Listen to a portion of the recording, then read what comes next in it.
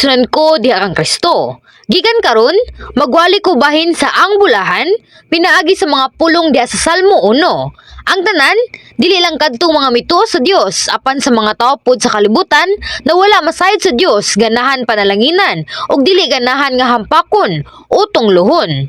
Dugang pa, ang mga magtotoo nga nagtuo sa Dios, ang labing gamhanan nga magbubuhat, kinahanglan nga natural nga makadawat og mas labaw pa nga mga panalangin ug maghatag og himaya diha sa Dios. Apan sa diha nga ang Dios nagpanalangin sa mga magtotoo, siya naghatag niini ngadto sa mga andam nga modawat sa panalangin. Sama nga bisan unsa pa na kaulan, dili ka makadawat sa tubig nga walay sudanan. Ang mga panalangin nga gihatag sa Dios madawat lamang niadtong andam sa espirituhanon nga paagi uban sa mga sudlanan. Basta andam ang sudlanan, makadawat kita og mga tubag ug mapanalanginan sa bisan unsang butang, sa espirituhanon man o pisikal nga paagi. Unya, kini tin-awng gipresentar sa Salmo 1, ang tubag kung unsang matanga sa tao ang nagandam sa sudlanan alang sa mga panalangin sa Dios. Ako na ginaot nga kamo makahimo sa pag-andam og mga sudlanan aron makadawat sa mga panalangin nga gihatag sa Dios Amahan. Kinsa ganahan nga mopanalangin kaninyo pinaagi sa mga pulong sa pagpamatuod. Busa, ako nagampo sa ngalan sa Ginoo nga ikaw giila sa uban nga tinuod nga bulahan ug dadon sila nga dinasig kanimo ngadto sa Amahan nga Dios. Mga kaigsunan, unsang matang sa mga tao ang gitawag nga bulahan sa kalibutan. Kasagaran, sila ang mga adunahan, himsog ug bantog ug giila nga mga intelektual. Usab, kadtong ilang mga anak nga maayo sa pag-eskwela, nahimong malampuson ug matinahuron. Gila sila isip usa ka pagtukod ug malipayong pamilya. Apan sa pagkatinuod, kini mga butanga dili matawag nga tinuod nga mga panalangin. Unsa ang rason? Bisag unsa pa ka kadako nga naangkon sa usa ka tawo dinhi sa yuta, dili niya kini matagamtam sa kahangturan ug kini mahimong mawala sa usa ka adlaw. Makita na to mga tao nga adunay kanungganan nga nawad-an sa ilang reputasyon sa usa ka gabii ug ang gamahanang mga tao nawad-an sa ilang gahom ug nagkinabuhi sa lisod nga mga kinabuhi ug bisan gani ang mga adunahan nahugno rag kalit. Ang ubang mga tao nga masaligon kaayo sa ilang panglawas, kalit nga nagdiagnose nga adunay stage 3 or terminal cancer, ug ang uban nahagba tungod sa atake sa kasing-kasing. Ang usa ka CEO sa usa ka dako nga korporasyon mahimong mabankrupt ug kalit nga mapakyas. Bisan ang mga tao nga daw adunay hingpit nga gahom, kalit lang mahimong mga kriminal sa dihang mabago ang gobyerno. Ang ka-bright sa usa ka scholar nga nagtuon sa dugay nga panahon, mahimong walay kapuslanan tungod sa iyang pag-aksidente o pagkadaot sa ulo, ug pila pod ka sakit nga dili matambalan bisan unsa pa kapag paningkamot sa tao. Busa, diha sa Mateo Kapitulo 16, versikulo 26 nagingon, may makuha ba ang tao kung maangkon niya ang tibuok kalibutan, apan kawad-an siya sa iyang kinabuhi? Wala gayud. Walay bisan unsa nga ikahatag ang tao aron mabawi niya ang iyang kinabuhi. Bisan kung naapan nimo ang tanan sa kalibutan, kung kini mawala nimo ang tanan ug ang imong kinabuhi walay kapuslanan. Ang mga tao nga dili motuo sa Ginoo sa diha-diha malaglag sa impyerno. Mao nga sila dili matawag nga bulahan. Apan kung imong dawaton si Jesucristo o makadawat sa mga panalangin gikan sa Dios, ang tanang panalangin mahimong lig-on ug sigurado. Ang labing dako nga panalangin sama sa pagdawat sa Ginoo, mao ang pagdawat sa balang espiritu ug pag-angkon sa kinabuhing dayon ug ingon man sa langit. Bisag nagantos ka pag-ayo ug nagkinabuhi sa masakit nga kinabuhi ni ining kalibutan nga mawala ra pod, kung ikaw usa ka naluwas nga tawo nga adunay pagtuo, ikaw mapuno sa kalipay ug pagpasalamat. Mao nga ang mga santo sa unang simbahan nagdaig sa Ginoo ug nagpadayon silang pagtuo bisag nga sila gilutos ug gimartir sa walay hinungdan. Dugang pa, ang mga panalangin nga gihatag sa Dios sigurado dili lamang sa sunod nga mga kinabuhi, kundi dinhi usab sa yuta. Ang mga material, kahimsog, dungog, nga gihatag niya atong nagandam sa mga sulanan aron makadawat sa mga panalangin sama sa usa ka balay nga lig-on nga gitukod sa ibabaw sa bato. Ang Dios mao ang naghatag ug ang Dios mao ang nagkuha. Kung ang Dios mohatag og panalangin ngadto sa iyang mga minahal nga mga anak, siya manalipod ni ana nga mga panalangin nga dili malaglag sa wala damha, nga aksidente o bisan unsa nga katalagman. Dugang pa, kini nga panalangin na himong ganti dili lamang ni ining kalibutana, kundi sa langit usab. Ang usa ka tawo maingon nga tinuod nga bulahan kung siya makadawat og mga panalangin gikan sa Dios ni ining pagiha. Unya, unsay angay nimong buhaton aron mahimong bulahan? Una, mao ang bersikulo sa lecture karong adlaw nga nag-ingon, bulahan ang tawo nga wala maglakaw sa tambag sa dawtan. Ang mga laraw sa dawtan nagikan kang Satanas nga nagkontrola sa mga hunahuna sa unod. Kung adunay dawtan sa kasing-kasing sa usa ka tawo, nagunahuna siya sa unodnon nga mga hunahuna, nga mao ang dili tinuod. Kana mao'y dawtan nga mga hunahuna. Kadto nagunahuna og dawtang mga hunahuna, sa katapusan naglaraw og dawtang mga butang nga batok sa Dios. Naghimo sila og lain-laing mga laraw sa pagpangita silang kaugalingong kaayuhan ug pagsulay sa pagkabot silang gusto bisan gani sa pagyatak sa uban. Apan, dili kayo na tumakabot ang tinuod nga mga panalangin pinaagi sa mga limbong sa maong daotang mga tao. Pananglitan, si Haman sa libro ni Esther mao'y usa ka representante nga kaso sa usa ka daotang plano. Si Haman nga giila og gihigugma ni Haring Ahasuerus sa Persia, naguol pag-ayo tungod kay si Mardoqueo, usa ka Hudeo wala nagtahod o musimba kaniya. Busa naghimo siyang plano dili lamang sa pagpatay kang Mardoqueo, kundi sa paglaglag usab sa tibuok niyang tribo, mao ang mga Hudeo. Gamit ang iyang posisyon, siya bakak nga nakakuha og sugo gikan sa hari nga nag-ingon, laglagang usa ka nasod nga dili motuman sa mga sugo sa hari. Naghimo siya taas nga kahoy aron ibitay si Mardoqueo. Apan, gipadakop siya sa Dios sa iyang kaugalingong litag. Sa dugay na nga panahon, si Mardoqueo nakahimo og dakong kontribusyon pinaagi sa pagpahibaludaan sa mga tawo nga misulay sa pagpatay sa hari. Girecord kini sa hari anong talaarawan, apan daw nakalimtan na. Mausab kini ang plano sa Dios. Ang buluhaton sa Dios gihimo sa wala pa malaglag ang mga Hudeo ug gipatay si Mardoqueo tungod sa pagdumot ni Haman. Sa dihang ang hari dili makatulog sa gabi, iyang gibasa ang diary sa mga kronikas. Adunay usa ka talanawon diin si Mardoqueo miluwas siyang kinabuhi. Mao nga iyang gisusi kon siya miganti kaniya. Kay nahibalo man siya nga walay ganti nga gikahatag, ang hari nangutana kung unsaon niya pagpasinungog ni Mardoqueo. Niadtong panahon na, si Haman didto sa hawanan sa hari, nangayo og pagtugot sa pagpatay kang Mardoqueo. Gitawag sa hari si Haman, ug unsay angay nga niyang buhaton para sa tawo nga gusto niyang pasidunggan. Niining panahon na, si Haman nasiyop sa pagunahuna nga ang hari nagiskot bahin kaniya ug nagtambag sa hari sa labing maayong paagi sa pagpasidungog kaniya. Ang paagi mao ang pagsulog kaniya sa hari anong bisti nga nagbutang og purong-purong kaniya ug gipasakay siya sa kabayo sa hari agi sa dalan sa syudad nga giubanan sa kinatas-ang sakop sa hari. Nga nagasinggit mao kini ang buhaton sa hari niadtong iyang gikahimutan nga pasidunggan. Sa katapusan, ang kadungganan kay kang Mardoqueo ug si Haman nahimong usa ka misinggit sa tubangan niya. Si Haman naulawan pag-ayo tungod sa iyang garbo sa nga sobra na kaayo. Nadiskubrihan ang iyang plano sa paglaglag sa mga Hudeo ug nasuko siya sa hari. Siya gibitay sa kahoy diin siya nagplano sa pagbitay kang Mardoqueo. Ang dawtang laraw ni Haman sa pagpatay sa iyang kaatbang aron makabaton og mas dakong himaya alang sa iyang kagalingon kay misumbalik. Ug sa katapusan siya nawad-an sa tanan og gibitay. Siya usa ka tinuod nga tawo sa kalautan. Dili lamang kini tinuod sa Biblia kundi bisan karon. Ang mga limbong sa mga dawtan dili kalikayan nga magdala og katalagman. Adunay daghang mga artikulo sa balita bahin sa mga tawo nga naglaraw og naghimong hustisya og korupsyon aron makabaton og bahandi og kabantog. Ang ilang tinago nga mga plano sa pagtagamtam sa mga panalangin gipadayag og sila naulawan. Minahal nga mga santos, bulahan ang mga tawo nga wala magsunod sa tambag sa mga dawtan. Usahay, ang kaalam sa Dios murag binuang sa mga tawo sa kalibutan.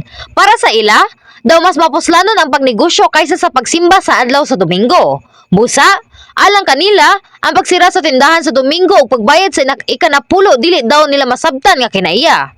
Ang pagpahimulos pinaagi sa paglimbong sa uban ug dili pagpadayag niini mao'y kaalam sa gitawag nga kalibutan. Apan, kung gusto ka nga mabulahan, dili ka unta magtrabaho sa Domingo. Musimba ka o maghatag ka sa mga halad sa Dios nga madagayaon. Usab, sa dihang magnegosyo ka, matinudanon ka nga magtrabaho og dili man limbong o makadaot sa uban. Bisan pa kung matpildi ka. Mao kini ang kaalam nga gusto sa Dios kung nagmaglakaw ka sa kamatuoran, nga sama niini makadawat ka sa tabang sa Dios ug panalangin sa Dios aron anihon ang imong gipugas. Usab, ang Dios magapanalangin kanato sa dihang akita, musubay sa husto nga dalan, ang mga panalangin kay walay katapusan. Ang mga tawo nga wala magsunod sa daotan ug hingpit nga naglakaw sa kamatuoran mahimong klaro nga magigsulti sa Dios ug magiyahan lamang sa dalan sa mga panalangin. Si Daniel sa Biblia nakadawat og dakong pabor gikan sa Dios pinaagi sa ligong pagtuman sa pulong sa Dios bisan pa sa dihang siya gidala sa binihag ngadto sa laing nasod. Ang Dios nga nalipay sa pagtuo ni Daniel naghatag kaniya kahibalo ug pagsabot sa tanang pagkat-on ug kahanas. Ingon man usab sa pagsabot sa tanang pananawon ug mga damgo. Bisan sa diha nga ang hari nagdamgo, ang ubang mga salambangkero dili makahubad sa danggo. Apan si Daniel lamang kinsa nakadawat sa kaalam sa Dios ang nakahimo sa paghubad sa damgo sa hari. Isip resulta, ang hari wala lamang nakaila pag-ayo kang Daniel o nagtudlo kaniya ingong usa ka otoridad sunod sa hari. Apan siya usab nagtahod sa Dios. Kung atong madawat ang kaalam sa Dios niining pagiha, makadawat kita og mga panalangin nga dili katandi sa bisan unsa nga mga kaalam sa kalibutan. Kini nga kaalam sa Dios moabot kanato gikan sa kahitasan kung kita hingpit nga nagsunod sa kamatuoran ug mahimong balaan. Nakita na ko usahay kadtong nagtuo sa Dios nga nagsunod sa daotang plano nga supak sa Dios o nagatubang og dagkong pagsulay. Imbis nga ipadayon ang kamatuoran, sila mo trabaho tungod sa tinguha nga mailhan, mapataas ug madato, ug sila mo sangko lamang sa mga kalisdanan ug makaagom og dagkong kapildihan. Busa, diha sa unang Korinto kapitulo 1 bersikulo 25 nagingon, kaya ang giisip nila nga binuang sa Dios, mas maalamon pa kaysa kinaadman sa tao, ug ang ilang giisip nga kahuyang sa Dios, mas ligon pa kaysa sa kusog sa tao. Dili kayo dapat nimo sundo ang mga plano sa daotan, nga ingon ug mas mapuslanon dayon. Kinahanglan ka maghinusol pinaagi sa paghinumdum sa unsa nga mga sitwasyon sa imong kinabuhi nga imong gipangita ang imong kaugalingong kaayuhan ug naningkamot sa pagbukod sa daotan nga plano. Ako nagampo sa ngalan sa Ginoo nga mouswag kamong tanan sa kaalam sa Dios pinaagi sa pagsunod sa pulong sa Dios nga mao lamang ang kamatuoran. Mga kaigsunan ko dihang ang Kristo, ang ikaduha mao ang bulahan dili gayud mo tindog barug sa dalan sa mga makakasala. Diha sa Roma kapitulo 6 bersikulo 23 nagingon, kaya ang bayad sa pagpakasala mao ang kamatayon, apan ang gasa sa Dios mao ang kinabuhing walay katapusan, nga naa kang Kristo Jesus nga atong Ginoo. Ang hinungdan nga ang unang tao, si Adan, nawadan sa kinabuhing dayon og namatay tungod sa sala. Tungod kay si Adan ug Eva misunod sa limbong, sa bitin nga gihulugan ni Satanas og misubay sa dalan sa mga kasala. Sila naganto sa mga kluha, kasubo o nakakita sa pagkatigulang o kamatayon. Ang dalan sa mga makasala mo ang dalan sa paghukom o kamatayon. Ang bulahan, dili gayud maglakaw sa dalan sa mga makakasala. Kung kita maingon mga makakasala sa kalibutan, nagpasabot kini sa usa ka tawo nga nakahimog kriminal nga buhat nga nakalapas sa balaod. Dili sila magdumot sa uban ug adunay tinguha sa pagpatay kanila sa kalibutan. Usab, bisan siya hako og kasing-kasing sa pagpangawat, basta dili siya mangawat, dili siya makakasala. Bisan pa, ang pagtago sa sala sa kasing-kasing sa usa ka tawo, giisip nga makakasala sa Dios. Ang pagdumot, panag-away, kasina, pangabugho, kadalo, pagpanapaw, paghukom, paggundinar ug uban pa. Kini nga mga pagkadaotan makapapukaw sa kasing-kasing. Sila nga gitawag nga buhat sa unod tinaw nga sala sa tubangan sa Dios, nga nagtan-aw sa kailadman sa kasing-kasing ug bisan kinsa nga naghambin niini usa kini ka makakasala. Sama sa Salmo kapitulo 66 bersikulo 18 nagingon, kung gitipigan ko ang ako mga sala, dili unta mamati kan ako ang Ginoo. Ang Dios wala magtagad sa mga tao nga naghambin niining makakasala ang kinaya sa ilang mga kasing-kasing. Kung kita nagtanaw sa usa ka butang nga walay hinungdan nga matawag pa nga sala, susiha ang imong kaugalingon nga kasing-kasing. Ingnon ta nga kay nahanglang mo tabok ka sa crosswalk sa kadlawon ug pula pa ang suga. Unsa ang imong buhaton kung sayo pa sa buntag o walay mga sakyanan o mga tao nga moagi og kinahanglan ka magdali? Makatabok ka ba? Kay wala may nagtanaw o magduduha ka bag mulabang o maghuwat ka hangtod nga mag-green ang lights. Apan, ang mas importante niini, dili ka magunahuna nga mula pa sa balaod bisan aduna pay pulis o sakyanan. Kinahanglan nga wala kay kabubuton nga mulabag sa mga balaod sa kalibutan, ug labi pa nga walay kasing-kasing sa paglapas sa mga balaod sa Dios. Bisan pa nga daw wala kini sangkutan nga krimen sa gawas, kung wala nimo hingpit nga giabandon ang imong kinayahan sa sala sa imong kasing-kasing, kinahanglan nga tubangon nimo ang walay katapusan nga pagdalisay. Dugang pa, kung makahimo ka og sala pinaagi sa buhat, siyoso kini sa Dios tungod kay kini usa ka man kabuhat sa unod. Sa Galacia kapitulo 5 bersikulo 19 hangtod sa 21 nagingon, sayon kaayo pagila sa buhat sa tawhanong kinaiya. Makita kini diha sa salawayon nga paghihilawas, hugaw og hilas nga mga buhat. Ingon man sa pagsimba sa mga Diyos-Diyos ug pagpamarang. Makita usab kini sa pagdinumtanay, pagbingkil-bingkil, sa kasina, sa kapungot, sa kahakog, sa pagkabahin-bahin, pagkamasinahon, pagkapalahubog, pagkamatmatuyangon sa lawas nung kaibog, o uban pang mga butang nga sama niini. Busa, pasidadaan ko kamo karon sama sa akong gihimo kaniadto. Ang mga buhat niini mga butanga, walay dapit sa gingharian sa Dios. Sa dili madugay, kini nagingon nga dili ka makasulod sa langit kung buhaton nimo kini. Bisan unsa pang imong pag-ingon nga ikaw nagtuo sa Dios, kung dili nimo buhaton ang iyang kabubuton ug buhaton ang mga buhat sa unod, dili ka makapanunod sa gingharian sa Dios. Busa, aron mahimong usa ka tawo nga walay labot sa sala, kinahanglan nimong biyaan ang mga buhat sa unod ug ang mga kasala nga kinaiya sa imong kasing-kasing nga mao ang mga butang sa unod. Sa unang Timoteo kapitulo 5 bersikulo 24 hangtod sa 25 nagingon, ang mga sala sa pipila ka mga tao klaro kaayo, bisan wala pay mireklamo batok kanila. Samtang ang sala sa uban o lahinang nahibaluan. Sa samang paagi, dali usa makita ang maayong mga binuhatan. Apan bisan sa gani og dili kini makita dayon, dili kini mahimo nga tinago. Ang kamatuoran mo nga bisan unsa kadako o gamay ang usa ka krimen, kay dili matagog gikan sa Dios og dili kalikayan nga ipadayag og usa ka bili ang mabayran. Kung kita makakatuon sa pagtuman sa mga sugo sa Dios ug sa dili sa pagbuhat sa mga sala, nga sama ni ini, ang pipila ka mga tawo na gunahuna kung sa unsang paagi, posible nga magkinabuhi sa ingon ni ana. Busa, ang ubang mga tawo nalisdan sa pagkinabuhi, sa pagtuo nga kinabuhi ni ini nga simbahan ug sa tunga-tunga muundang na. Apan, ang kamatuoran mo nga dili lisod ang pagkinabuhi sumala sa pulong sa Dios, kundi ang pagpakasala ug pagkinabuhi sa kasakit. Nasayran nimo kung unsa ka sakit kung nagdumot ka o nagselos. Sa laing bahin, kung nahigugma ka sa uban o nagunahuna sa tanang maayong paagi, makabati kag kalinaw. Makaunahuna ka ba kung unsa ka hawang o kasakit ang gibati ni Saul samtang gigukod niya si David tungod sa pangabugho aron patyon siya? Sa diha nga si Saul nakakita lang siyang mas maayo ug nailhan pa kay sa kaniya, siya napuno sa kabalaka ug pangagwugho nga ang iyang trono kay makuha ug siya gisakit sa usa ka daotang espiritu. Si Saul miribilde batok sa Dios aron mapanalipdan ang iyang trono ug dungog. Ug sa katapusan, kini nawala lang sa ang tanan. Napildi siya sa gubat batok sa langyaw nga nasud ug namatay sa makaluoy nga kamatayon. Si Saul kinsa misukol batok sa Dios ug milakaw sa dalan sa usa ka mga kasala pinaagi sa pagukod daw sa maayo alang kaniya. Naganto sa katalagman kaysa sa mga panalangin ug nahulog ngadto sa kalaglagan ingon nga bayad sa sala.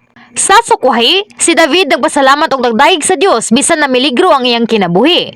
Sa Salmo kapitulo 23 bersikulo 1 nagingon, ang Ginoo mo nga akong magbalantay ug walay nakulang kanako. Siya misalig lamang sa Dios ug nakatagamtang og kalinaw nga nagingon sa Salmo kapitulo 23 bersikulo 4, bisan pag maglakaw ako sa ngitngit nga walog sa kamatayon, dili ako mahadlok kay naguban ka man kanako. Gipanalipdan mo ako pinaagi sa imong sungkod ug bunal. Bisag unsa pa kadautan ang ipaanto si Saul kang David, wala siya nagbuhat og dautan og naglakaw lamang sa kamatuoran. Kanunay niyang gibati ang kalinaw ug kalipay sama sa panon sa mga karnero nga dagdagan sa bedeng sibsibanan ug dapin sa tubig. Niining pagiha, si David dili lamang nahimong hari sa Israel, kundi nakadawat usab sa pabor sa Dios, nga nagpanalangin sa iyang mga kaliwat. Gidalisay siya sa Dios sa dugay nga panahon ug sa kadugayan gihimo siyang limpyo ug dako nga kasing-kasing aron mahimo siyang tinuod nga bulahan. Walay hari nga labaw kang David ug siya adunay taas nga posisyon sa langit. Ang mga tawo nga nagtuman sa mga sugo ug wala makasala walay bagbasol. Busa, sila adunay pagsalig sa tubangan sa Dios ug kanunay nga malinawon ug malipayon. Usab, bisan unsa pa kalisod nga mga butang ang moabot sa ilang dalan, ang Dios naghatag kanila og paagi aron makaikyas. Apan, walay kalipay o kalinaw sa ka tawo nga nakasala ug walay usa ka mutabang kaniya sa pagatubang sa mga pagsulay ug mga kalisdanan nga gihatag sa kaaway nga yawa og ni Satanas. Busa, dili ka kinahanglan nga mobarog sa dalan sa mga makasala aron mahimong bulahan. Panapos, mga kaigsunan ko diha kang Kristo. Karon, ako nag-ingon kaninyo nga adunay duha ka kondisyon alang sa gibulahan. Dili magalakaw sa tambag sa dautan, ni magatindog sa dalan sa mga makakasala sa kalibutan. Murag ang daotang mga tao nagpahimulos sa bahandi ug kabantog. Busa, ang mga tao say matingala aduna bagay Dios, motod ba nila unfair daw ang kalibutan. Bisan pa, sa Salmo kapitulo 37 bersikulo 1 hangtod sa 2 nagingon, ayaw kalagot tungod sa mga taong daotan, o ayaw kasina sa mga nagbuhat og kasaypanan, kay malawos sila sama sa balili, ug malaya sila sama sa mga tanom. Ang kamatuoran mao nga bisan tuod ang mga mamumuhat og dautan daw naguswag karon sa katapusan sila mokunhod paglabay sa panahon ug ang ilang himaya kay mahanaw nga walay pagsubay. Bisan ba ni ana, dautan usab nga gusto nimo nga mawala sila. Musa, dili nimo kinibutang sa imong kasing-kasing. Kinahanglan magampo kita o maglaom nga bisan ang mga mamumuhat og dautan kay mobalik, wag hinusol og magbag-o. Kinahanglan nimo makabut ang ingon nga kaayo sa imong kasing-kasing aron madawat ang gugma sa Dios ug ang hukmanan sa sala paniguradong moabot. Kini mao'y tinuod nga bisan kung ang mga mamumuhat og dautan dili mo bayad silang mga sala dinis kalibutan, sila hukman pinaagi sa kalayo nga walay katapusan human silang kinabuhi. Busa, kinahanglan dili kita mosunod pag-usab sa tambag sa dautan o mobarog sa agianan sa mga makakasala. Ako nagampo sa ngan sa Ginoo nga ang Dios mo panalipod ug mo panalingan ka ug ang imong pamilya, trabahoan og negosyo sama sa pagsalig sa Dios sa pagbuhat og mga maayo ug pagtipig sa kamatuoran. Amen.